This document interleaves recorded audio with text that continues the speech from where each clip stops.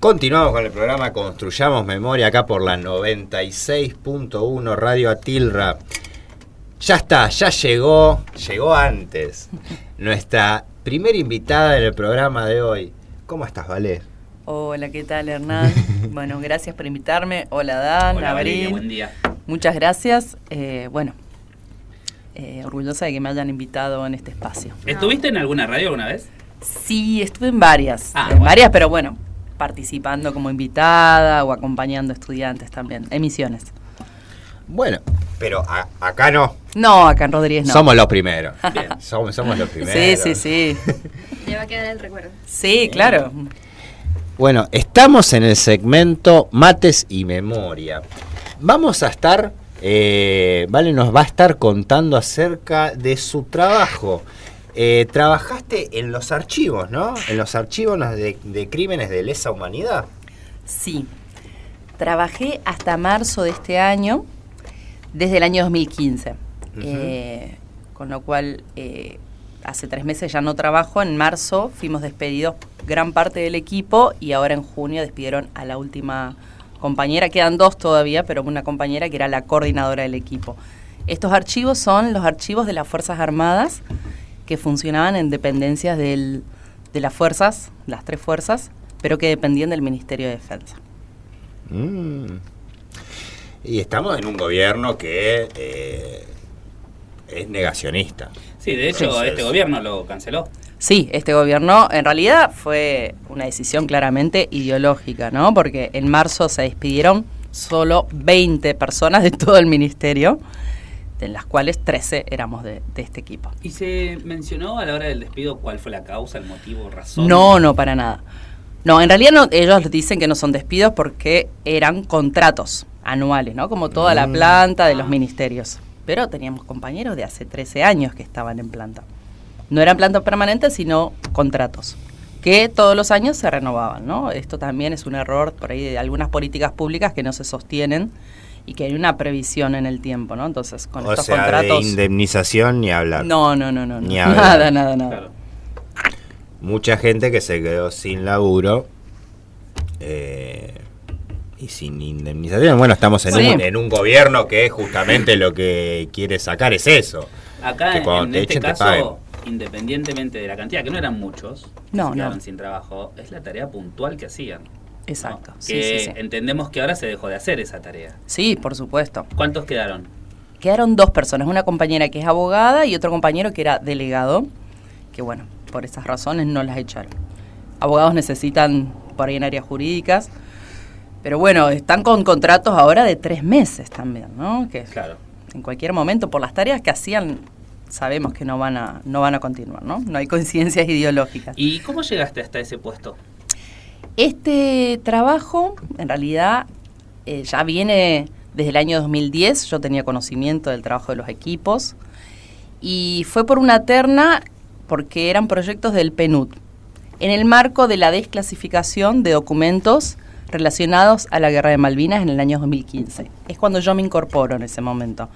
Ese gran volumen de documentación que eran del Ejército, de la Armada y la Fuerza Aérea, se desclasifica.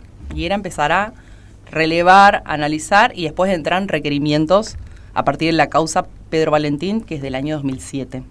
Ahora porque tengo miles de preguntas. Primero, ¿qué es el PNUD? El PNUD es un proyecto de Naciones Unidas. Sí, en el marco de la modernización de los archivos y de esta desclasificación, en el año 2015, que lo hace Cristina. En 2015 de la Guerra de Malvinas del 82. Exactamente. ¿Y dónde estaban esos archivos? Esos documentos estaban en los archivos generales de cada fuerza, pero eran clasificados como secretos. Y los mandaron a buscar a todos y los llevaron a un... No, los archivos en realidad, eso es lo principal, ¿no? Que por ahí está bueno hacer hincapié, ¿no? Esta construcción de la democratización con las fuerzas, ¿no? Que es muy importante, ¿no? Continuar trabajando y estos equipos, nosotros trabajamos dentro de las dependencias militares en cada archivo. Como Entonces, personal civil. Sí, como personal civil. Y al comienzo, en el 2010, fue obviamente no un poco tirante, porque era ingresar a estos archivos que estaban en uso, o sea, que seguían trabajando y que entran legajos del personal que fallece o que se da de baja. ¿Y a dónde fuiste? ¿A Campo de Mayo? ¿A dónde estuviste? No, nosotros teníamos oficinas en el Archivo General del Ejército y el Archivo Histórico en San Telmo. Después en la Armada había otra oficina, en Fuerza Aérea había otra oficina, y después otra área que por ahí al principio fue bastante difícil trabajar, que es el área de la Dirección de Bienestar del Ejército, donde están los legajos de los que están vivos. Vivos y retirados, no fallecidos. Entonces, ahí se iba a relevar y analizar documentación de personal que estaba involucrado en crímenes de lesa humanidad. Entonces, bueno, y teníamos una oficina ahí adentro de la división de legajos, donde nosotros íbamos y pedíamos los legajos y toda la documentación. ¿Qué palabra que usaste, que es la democratización de las fuerzas? Sí, que bueno, con estas políticas, digamos, esto de la avanzada militar o, digamos, de personal civil dentro del ministerio, y ahora nuevamente vuelven personal militar a áreas que eran, que desde Alfonsín, ¿no? El Ministerio de Defensa pasó a manos de civiles, ¿no? Sí. Bueno, esto desde el año 2003, con las políticas Memoria, Verdad y Justicia, desde la presidencia de Néstor Kirchner, y después que se sostuvo con Cristina, bueno, se creó la Dirección Nacional de Derechos Humanos, la Dirección de Políticas de Género dentro del Ministerio, y después una Dirección de Políticas y Asuntos Humanitarios también dentro del Ministerio. Entonces, el trabajo era en conjunto con civiles y militares. Entonces, el trabajo era cooperativo, digamos. Y la ida y vuelta de documentación, las respuestas no, por supuesto, pero sí el acceso a la documentación, ¿no? ¿Y cómo era ese acceso? ¿No había una mirada de recelo, de reojo, de saber que ustedes se estaban metiendo en la historia? Porque las fuerzas es un grupo, dentro de todo, cerrado, en el cual cuando ingresa un personal civil no se sienten incómodos ellos. Sí, por supuesto. Igual ellos tienen personal civil, ¿no? Algunos, en algunos archivos, pero sí. Sí, porque éramos los de derechos humanos. Surgando sus archivos o sus datos es distinto. Sí, claro. Además, cada documento, cada legajo que pedíamos era, esto lo van a condenar. Claro. Y no es así, ¿no? Era parte de relevamiento. Igual después trabajamos en conjunto con todas las normas archivísticas, ¿no? Armar inventarios, brindar el acceso a mucha documentación, que era como, esa documentación es secreta, no se puede. No, sí. Hay una desclasificación y hay una política. ¿Han hecho desaparecer archivos? Hemos tenido situaciones en las cuales hemos pedido legajos. Inundaciones, que se prendieron fuego. Sí, ratas que comieron archivos enteros. Bueno, eso no lo vas a saber, o sí, o te los negaron. No, hay documentos que por ahí no sabemos que están, ¿no? Como recientemente en el año 2018, creo que fue, en la Armada se encontró un cuartito secreto con documentación secreta guardada, ¿no? Y se encontró recientemente, ¿no? El hallazgo Cóndor, que se encontró haciendo limpiezas en el edificio Cóndor de la Fuerza Aérea. Sí, hay documentación. La cuestión es que con esto de la modernización y la democratización tienen que haber inventarios. Esa documentación no se puede perder. Y además porque, a diferencia de algunos archivos como la DIPBA, que es la que está en La Plata, estos archivos son burocráticos. Entonces, no son archivos del terror, no vamos a encontrar centros clandestinos, son documentos que tienen un uso, legajos, actuaciones de justicia, reglamentos, y que en realidad relata toda la vida, digamos, militar durante la dictadura. Entonces, esos documentos registran un accionar del día a día, ¿no? Pero en ese accionar, como son los militares, hay mucha información detallada, desde haberes, desde comisiones. Y bueno, aparecen estas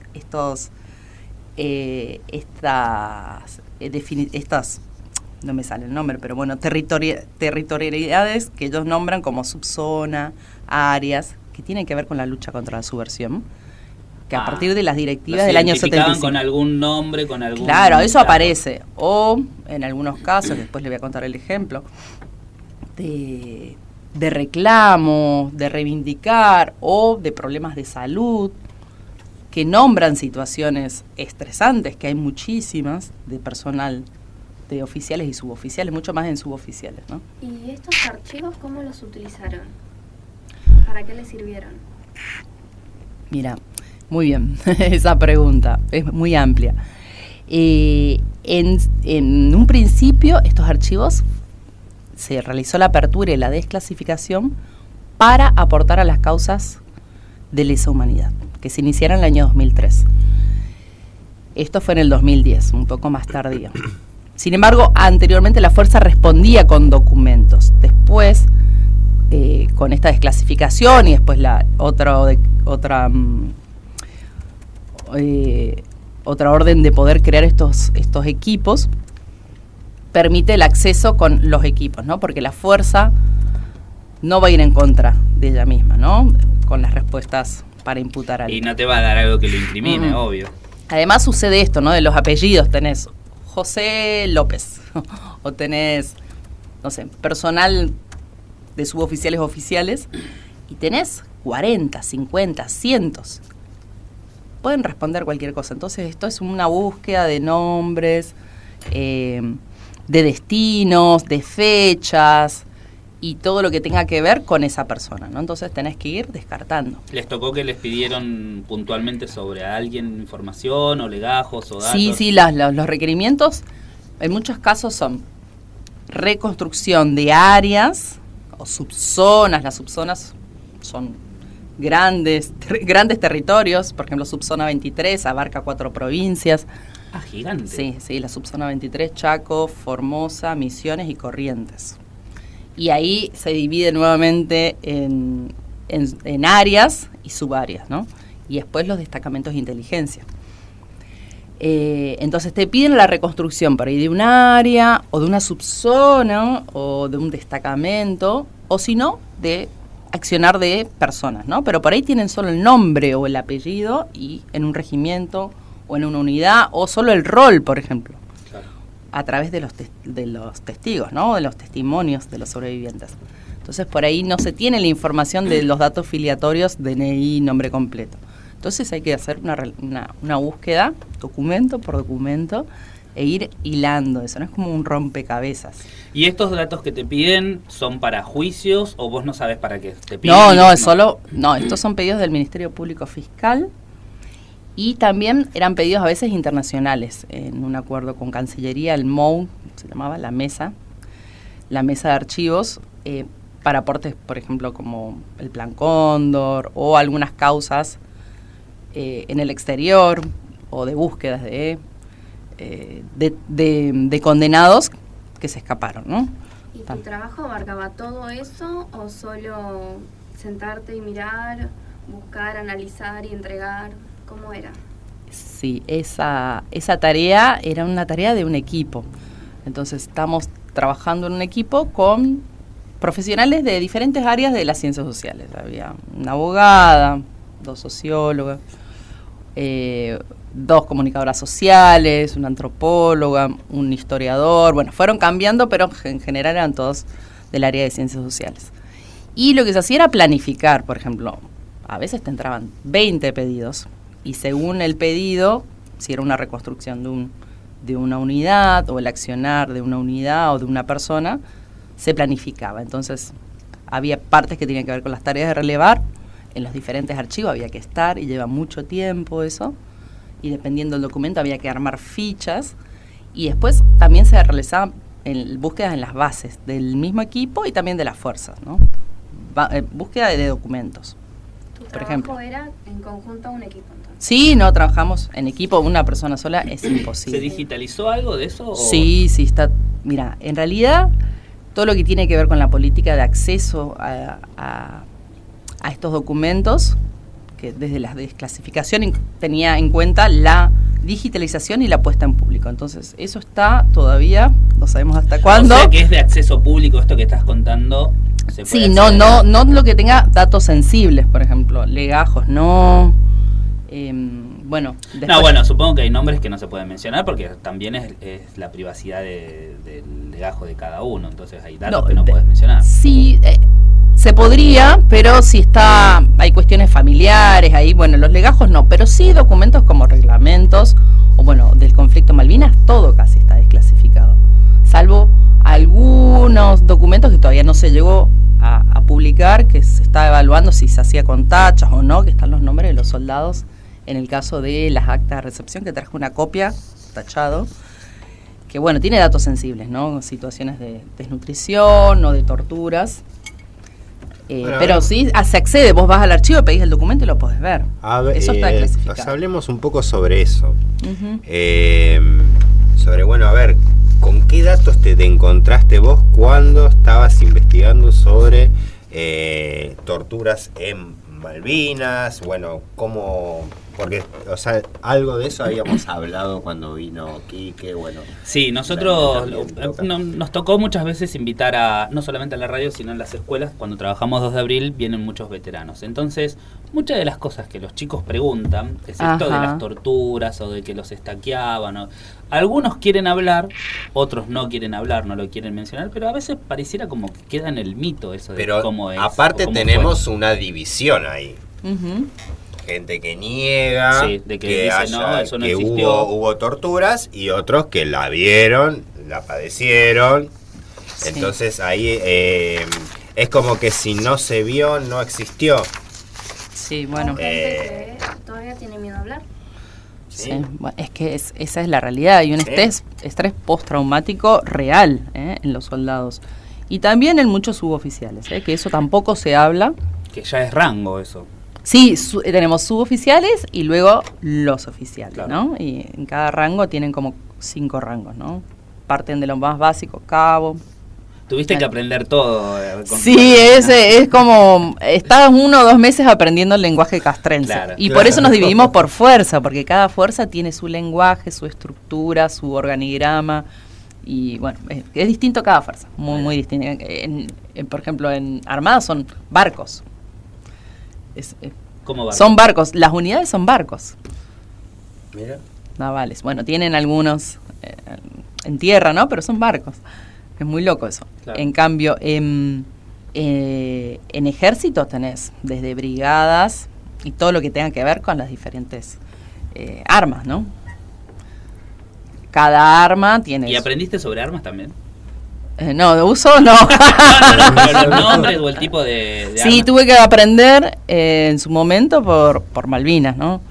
Entender, porque cada soldado tenía un tipo de arma o manejaba según el destino, el cargo que tenía, ¿no? ¿Y estos datos que estabas mencionando y que nos trajiste, están relacionados con las torturas o puntualmente sobre qué? Sí, eso les creo. Es medio un poco amplio, ¿no? Pero en el 2015, cuando se desclasifica, que se hace un pedido en general desde el Ministerio Público Fiscal de la causa Malvinas, que está radicada en Tierra del Fuego, porque Malvinas dependería territorialmente de Tierra del Fuego, sí. Y esta causa es abierta en 2007 por soldados de Corrientes y de Chaco, que fueron los que principalmente pasaron muy mal. Bueno, igual también soldados de Buenos Aires, pero de estas unidades que fueron allá, el RI 4, el RI 5. Bueno, se empieza a relevar esta documentación que no, o sea, imaginen, son casi 100 cajas de documentos que se trató de conservar y de hacer un inventario. No había como un inventario, pero bueno, se estaba trabajando sobre eso. Y realmente fue impactante encontrarla. En la documentación, principalmente, acá tengo un acta de recepción, que son documentos que se realizaron a la vuelta de la llegada, del regreso de las islas de los soldados. ¿Esto está tachado, una denuncia civil? ¿O no son denuncias, son... Las actas se confeccionaron al regreso para tener información del enemigo y del estado de la tropa, pero también de oficiales y suboficiales, de todos los que llegaron, ¿no? Y tenían como una vuelta, pasaron por Comodoro Rivadavia, según las unidades y los comandos de brigada. Pero en general fueron a parar todos a Campo de Mayo. Y la fuerza, en el caso de ejército, que era la gran mayoría de toda la tropa que se destinó a las islas, crearon un sistema de inteligencia y de contrainteligencia, ¿no? Pues les explicaré un poco, pero son estos sistemas de salud integral que luego de la vuelta de las islas terminaban como un sistema de encierro, ¿no? Donde ellos no podían hablar. Ahora no traje, ¿no? Pero hay no, es que Quique nos contó que volvieron a una infantería o a un lugar y ahí es como que los a ver, entre comillas, para expresarlo de alguna manera, los volvían a tierra y los adaptaban nuevamente a... Los engordaban. Claro, No. sí, es que literalmente dijo eso, les daban de comer y los reacondicionaban para que vuelvan a ver a sus familiares y salgan en la tele. Para dar una buena imagen. Claro. Sí. Una Un, cortina. un blindaje de toda la información y para que no puedan hablar tanto oficiales como suboficiales y menos las tropas, ¿no? Pero bueno, en estos interrogatorios que eran realizados por personal de inteligencia, que dependía del batallón 601, ahí vamos a encontrar un caso, ese es un acta de recepción de Campo de Mayo, Sí. donde él 21 cuenta. de junio de 1982, dice. A Exacto. 2 Sí, sí. semanas, una semana de haber terminado la guerra. Sí. En este caso es un acta de un soldado clase 62 que él cuenta una situación vivida en Puerto Argentino el 29 de mayo. El jefe de sección hizo abuso de autoridad, me pegó con la culata del revólver provisto en el rostro, produciéndome lesiones. También insultó a mi madre y me efectuó 3 disparos. Esto dando sus impactos sobre mis extremidades inferiores, ¿no? Bueno, aquí cuenta quién es la persona. Era del regimiento número 3. O sea, le disparó Le disparó. 3 veces. 3 veces. Bueno, ese es un caso de El muchos. superior le disparó. Le disparó. 3 veces en la pierna. Sí, lo que es importante señalar es que estas situaciones que desde las fuerzas se llaman como abuso de autoridad, en realidad son torturas, ¿no? Situaciones de tortura y violaciones graves a los derechos humanos. Y la generalidad de casos de desnutrición, pero también de pie de trinchera, ¿no? Y esto Claro. no se ve en los oficiales. Aclaremos que es el Claro, mismo. ahí No se ven hay los una- oficiales, yo te quería algunos preguntar suboficiales eso. contaditos. Claro, Exacto. o sea, diferencia, o sea, entre los oficiales y los suboficiales. Los de más bajo rango estaban desnutridos, o sea, Estaban en el frente, claro, estaban en el en las frente. trincheras. En cambio, los oficiales, ¿cómo llegaron? ¿Llegaron, o sea, estaban desnutridos o no? No. ¿No? No, de hecho encontramos documentos desde Fuerza Aérea que contaban ver la situación que para ellos era horrorosa, ¿no? De los soldados del ejército o de las situaciones de tortura, ¿no? Esos documentos recientemente se pudieron ver el año pasado, Ujú. que ahora están digitalizados. Pero casos de generalidad de situaciones de desnutrición, de 2 soldados que mueren por hambre antes de iniciado el combate, Antes de iniciar el combate. En mayo. Abril, mayo. Principios de mayo. Y casos de pie de trinchera, que el pie de trinchera, si hay alimentación y si hay ropas en condiciones, se podían evitar, ¿no? Que después seguían amputaciones, ¿no? Incluso sin anestesia tenemos. ¿Qué es como una gangrena o...? Claro. Sí, falta de circulación. Sí, lo que Se congelan contaba los pies. Quique Claro. era que ellos estaban en pozos, con un clima bastante húmedo, muy húmedo, y el Ujú. agua que se juntaba ahí, y ellos, o sea, se bañaron 2 veces en 3 meses. Sí, no tenían baños. Y entonces, al tener el pie constantemente húmedo y frío, y se le hizo lo que se llamó pie O de... cansados en malas condiciones. También, sin sí, medias. sí. Exacto, sí. No, o sea, la indumentaria Aparte, húmedo todo no el era tiempo. adaptada para, o sea, en realidad la guerra, sí, hay un informe que se llama el informe Calvi, que son comisiones que se van armando en las diferentes fuerzas, pero esta es de ejército, evalúa esta situación de cómo el ejército va a la guerra sin una preparación para la tropa, Claro. para el combate. ¿Eso es a nivel en ropa. nacional, Sí, o- a nivel nacional, sí. Que estuvo clasificado. Después se Pero es fue un poco clasificado. hipócrita, porque eso ya se sabía, digamos, ¿no? De cómo estaban preparados Sí, o sí. no estaban preparados para ir. Sí. Y después lo investigaron para decir que no estaban preparados.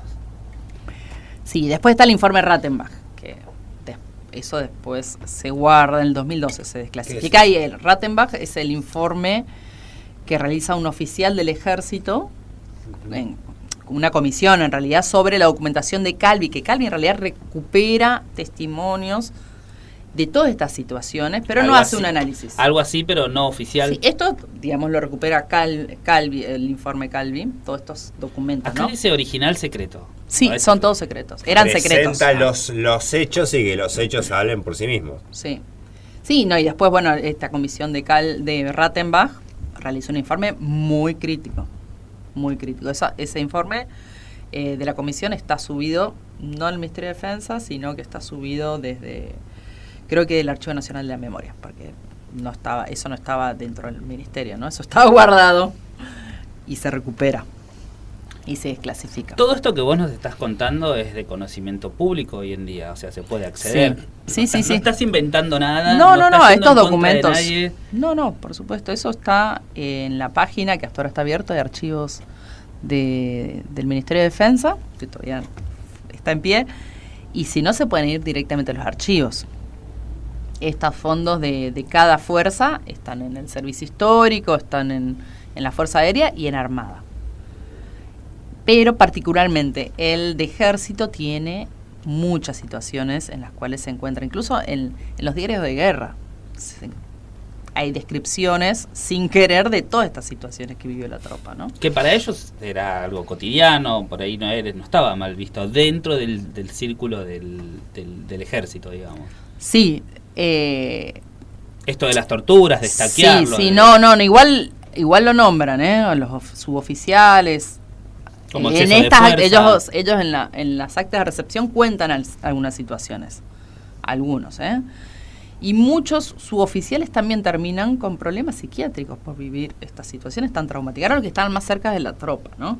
Sí. Pero de todas maneras, obviamente hay un montón de suboficiales que torturaron, maltrataron, acapararon comida, porque acá el castigo era ir por buscar comida, Claro. por buscar comida. Sí.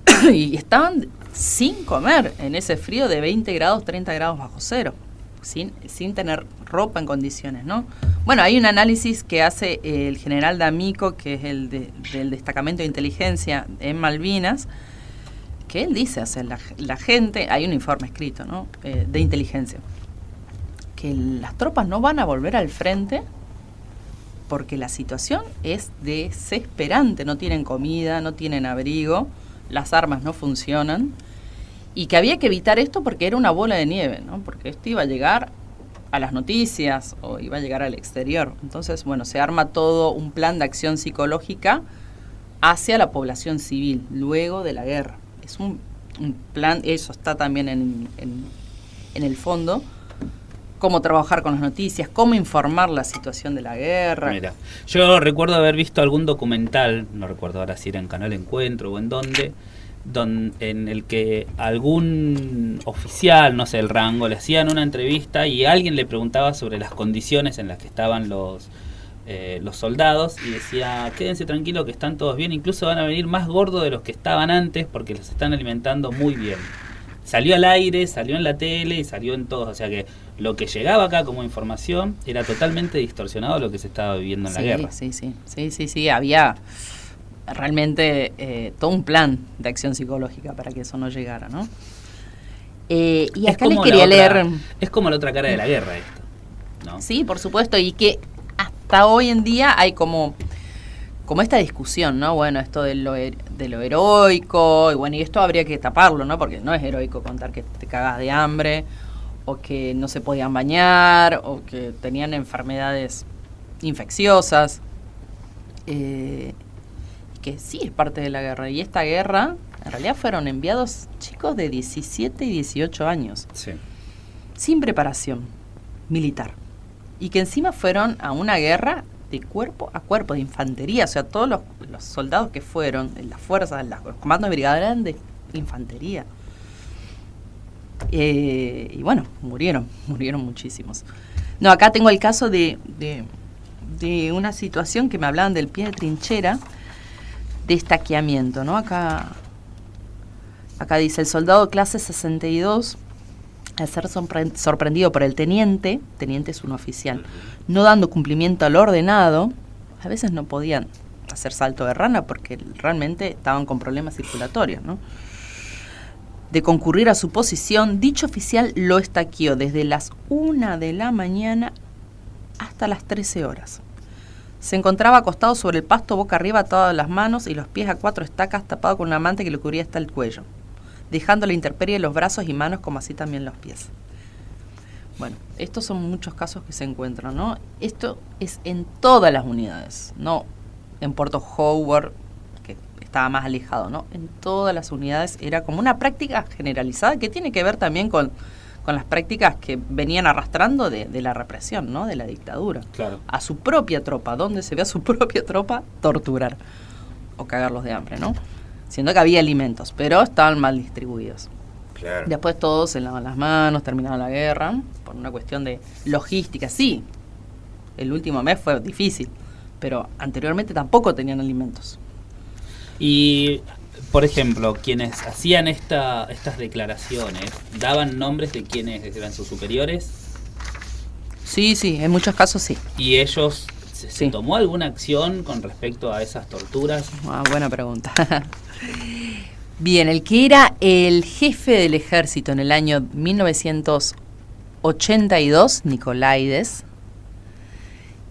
a partir de todos estos documentos y la investigación de Calvi, del informe Calvi, decide que sean sancionados como sanciones disciplinarias.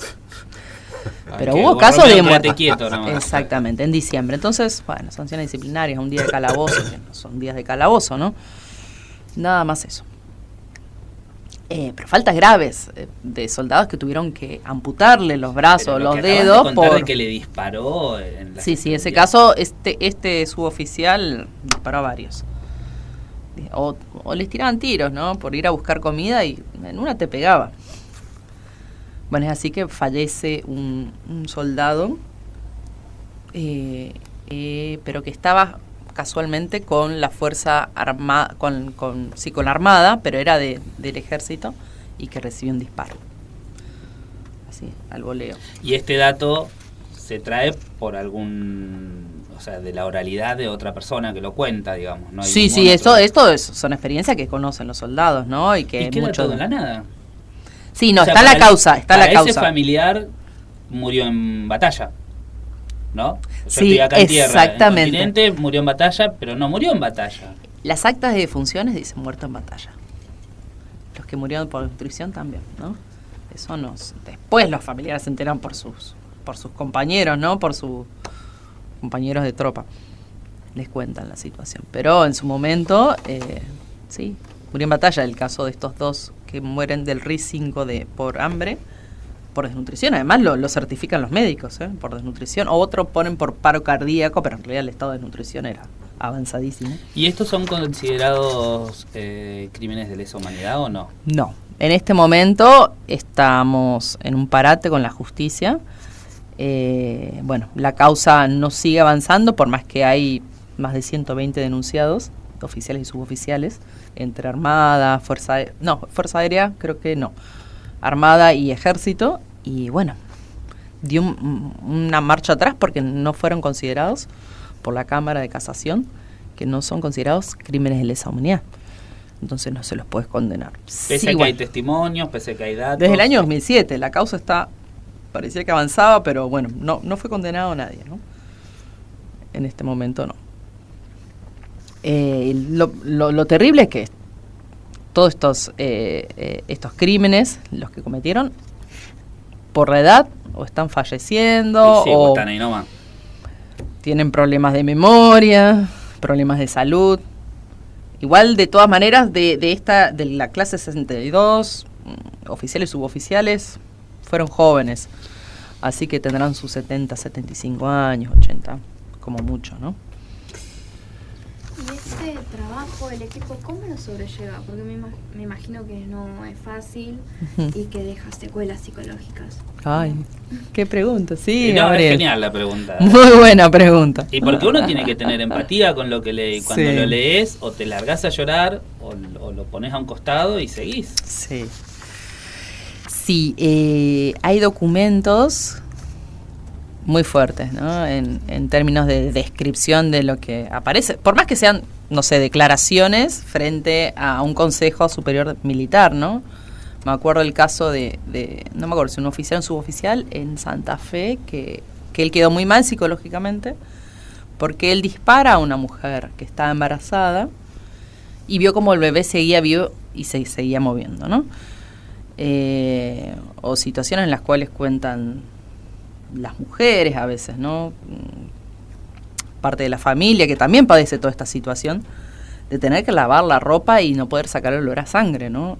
Cosas que te las llevas, ¿no? Y en el momento decís, bueno, pasa, o ver fotos, ¿no? Ver fotos de morgue constantemente también, o de cuerpos. Porque ponían en los archivos en estos... Sí, en los CONSUFA, esos son otros documentos que no están más en manos de la fuerza, está el fondo en el Archivo General de la Nación. Es el fondo de la justicia militar, que bueno, desaparece después. Eso surge en el 83, porque los militares no eran juzgados por la justicia civil, sino que tenían su propia justicia. La corte marcial. Sí, y después en el 2009 desaparece, ¿no? Se da de baja esa justicia, ahora por eso pueden ser condenados por la justicia civil. Y este fondo, que es el CONSUFA, tiene mucha documentación de ese tipo, ¿no?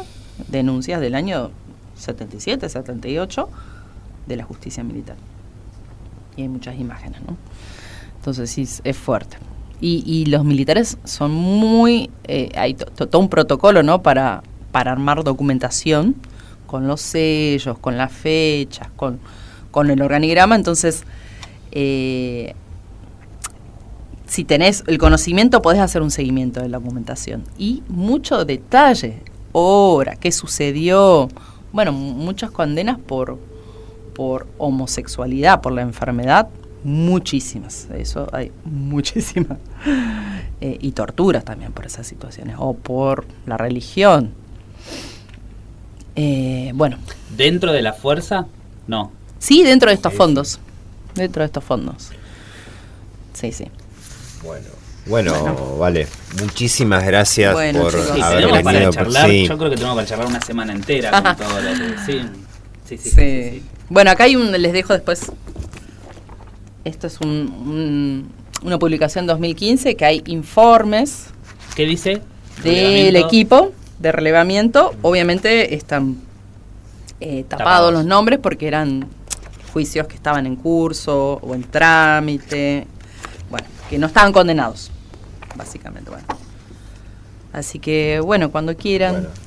La verdad que es un placer poder compartir. Otro programa. Sí, vamos a porque trajiste mucho material y es grandioso el trabajo también, porque conlleva demasiado laburo y porque no solamente tenés que estar ahí, sino que meterle el corazón y escuchar y defender, así que nada, muchas gracias a vos y a todo el equipo y a todas esas personas que están, que defienden y que siguen al pie del cañón para que tengan su reconocimiento y la justicia, ¿no?